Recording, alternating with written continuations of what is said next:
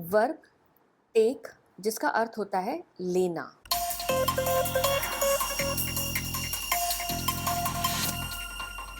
Take एक action word है जिसका अर्थ होता है लेना, मतलब किसी चीज़ को इस्तेमाल करने के लिए किसी स्थान से उठाना। जैसे यहाँ टेबल पर से खाने की वस्तु उठाई जा रही है, या फिर किसी वस्तु को यूज़ करने के लिए उसे हाथ से थामना या पकड़ना। जैसे यहाँ पर पेन को हाथ से पकड़कर लिखा जा रहा है, या फिर किसी व्यक्ति से कोई वस्तु स्वीकार करना, ग्रहण करना या फिर रिसीव करना। जैसे यहाँ पर गिफ्ट रिसीव किया जा रहा है यानी लिया जा रहा है। इसके अलावा भी और कई स्थितियों के लिए हम इस वर्ब टेक का यूज़ करते हैं। जैसे टेक अ बाथ, स्नान लेना, टेक अ रेस्ट, आराम करना, टेक फोटोज़ और सेल्फीज़, फ़ोटोज़ या सेल्फी लेना, टेक मेडिसिन्स, दवाइयाँ लेना, टेक अ ब्रेक यानी अपने काम में से थोड़ी फुर्सत लेना, थोड़ा सा समय निकाल करके आराम करना, टेक परमिशन यानी कि आज्ञा लेना, टेक अ डिसीजन यानी कि एक निर्णय लेना। या फिर कहीं जाने के लिए जब हम किसी वाहन को यूज़ करते हैं तब हम कहते हैं take a flight, take a bus, take a cab या फिर टेक अ ट्रेन। आइए टेक के अब 5 फॉर्म्स को देख लेते हैं। V1 फॉर्म यानी present form take, V2 form यानी past form took, V3 form यानी past participle form taken, V4 form यानी present participle form taking, V5 form यानी कि third person singular form takes. V1 form को base verb या root word कहा जाता है क्योंकि V1 फॉर्म से ही बाकी अन्य फॉर्म बनाए जाते हैं। V2 फॉर्म को टुक कहा जाता है, टुक, और V3 फॉर्म होता है टेकन, V4 फॉर्म टेकिंग, और V5 फॉर्म V1 फॉर्म में S ऐड करके बनाया जाता है टेक्स। तो इन फॉर्म्स को इस तरह याद कीजिए, टेक, टुक, टेकन, टेकिंग, टेक्स। टेक एक इर्रेगुलर वर्ब है जो कि डी या ईडी रूल को फॉलो नहीं करता है। आइए देखते हैं डी ईडी रूल क्या होता है। वे सारे वर्ब्स जिनके V1 फॉर्म में डी या ईडी ऐड करके उनके V2 और V3 फॉर्म बनाए जाते हैं उन्हें रेगुलर वर्ब्स कहा जाता है। जैसे ऐड, जिसका अर्थ होता है जोड़ना, ये एक रेगुलर वर्ब है। इसका V1 फॉर्म है ऐड, इसका V2 फॉर्म V1 फॉर्म में ईडी जोड़ करके बनाया जाता है एडेड, और इसका V3 फॉर्म भी ऐड में ईडी जोड़ करके बनाया जाता है एडेड, ऐड, एडेड, एडेड। जबकि सिट ये एक इर्रेगुलर वर्ब है, इसके तीनों फॉर्म एक दूसरे से अलग हैं। V1 form take, V2 form टुक और V3 फॉर्म है टेकन। टेक के इन 5 फॉर्म्स का यूज़ टेंस के रूल के हिसाब से करके हम सेंटेंस बनाते हैं, और इन सेंटेंसेस का यूज़ हम इंग्लिश बोलने के लिए और इंग्लिश लिखने के लिए करते हैं। टेंस, जिसे हिंदी में काल कहा जाता है, ये 3 प्रकार का होता है, पास्ट, प्रेजेंट और फ्यूचर। टेंस हमें ये बताता है कि कोई कार्य किस समय हुआ। तो आइए चलिए टेंस के रूल से बने हुए टेक्स के इन 5 फॉर्म्स के हम कुछ सेंटेंसेस देखते हैं। दे डोंट टेक, वे नहीं लेते हैं। शी टुक, उसने लिया। आई हैव टेकन, मैंने ले लिया है। शी इज टेकिंग, वह ले रही है। ही टेक्स, वह लेता है। इन सेंटेंसेस में केवल सब्जेक्ट और उसके बाद वर्ब का यूज़ किया गया है।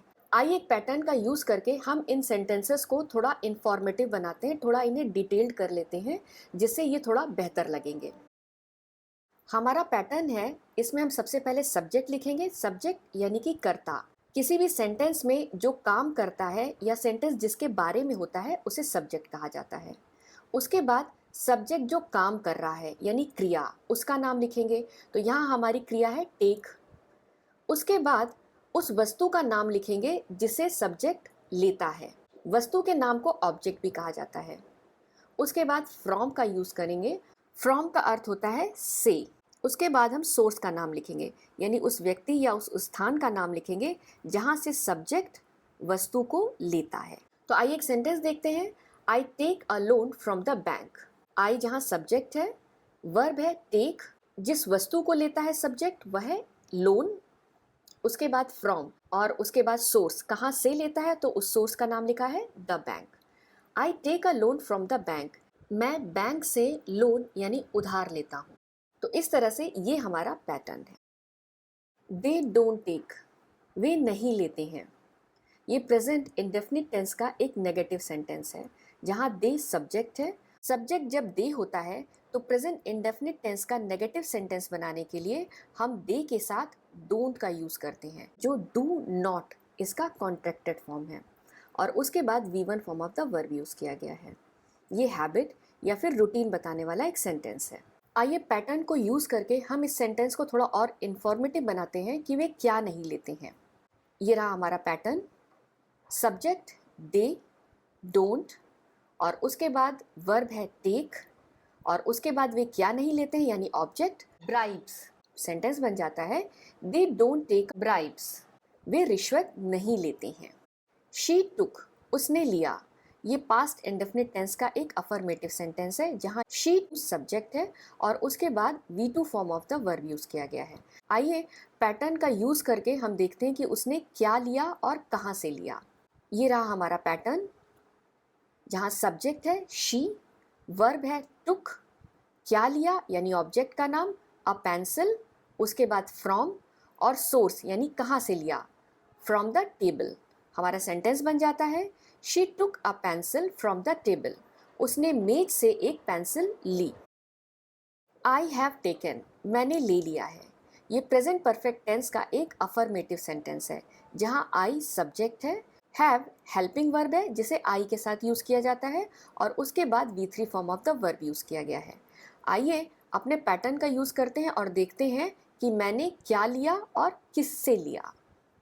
ये रहा हमारा पैटर्न जहाँ सब्जेक्ट है आई, हेल्पिंग वर्ब है हैव, वर्ब है taken, V3 form of verb taken, और उसके बाद उस वस्तु का नाम जो मैंने लिया यानी ऑब्जेक्ट कीज, उसके बाद फ्रॉम, और फिर किससे लिया सोर्स का नाम यू।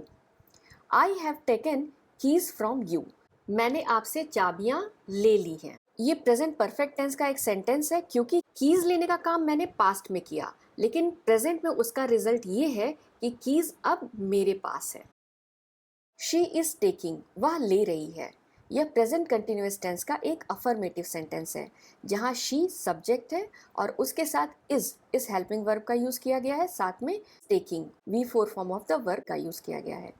आइए वो क्या ले रही है ये देखते हैं। ये रहा हमारा सेंटेंस पैटर्न जहां सब्जेक्ट है शी, हेल्पिंग वर्ब है इज, वर्ब है टेकिंग, क्या ले रही है उस ऑब्जेक्ट का नाम वाटर, उसके बाद फ्रॉम, और फिर उस सोर्स का नाम जहां से वो पानी ले रही है the fridge. She is taking water from the fridge, वह फ्रिज से पानी ले रही है। ही टेक्स, वह लेता है। ये प्रेजेंट इंडेफिनिट टेंस का एक अफर्मेटिव सेंटेंस है जहां ही सब्जेक्ट है और उसके साथ V5 form of the verb takes का यूज किया गया है। आइए एक सेंटेंस बनाते हैं जिसमें हम बताएंगे कि वह क्या लेता है और कहां से लेता है। ये रहा हमारा सेंटेंस पैटर्न जहां सब्जेक्ट है ही, वर्ब है टेक्स, अब उस वस्तु का नाम लिखेंगे जो वो लेता है एन एप्पल, फ्रॉम, और फिर उस सोर्स का नाम लिखेंगे जहां से वो एप्पल लेता है, सेब लेता है द बास्केट। हमारा सेंटेंस बन जाता है he takes an apple from the basket, वह टोकरी से एक सेब लेता है या निकालता है। Thank you for watching. I hope आपको मेरा वीडियो पसंद आया होगा। मेरे इस वीडियो को लाइक और शेयर जरूर कीजिए, साथ में मेरे चैनल को सब्सक्राइब करना मत भूलिए। थैंक यू, धन्यवाद।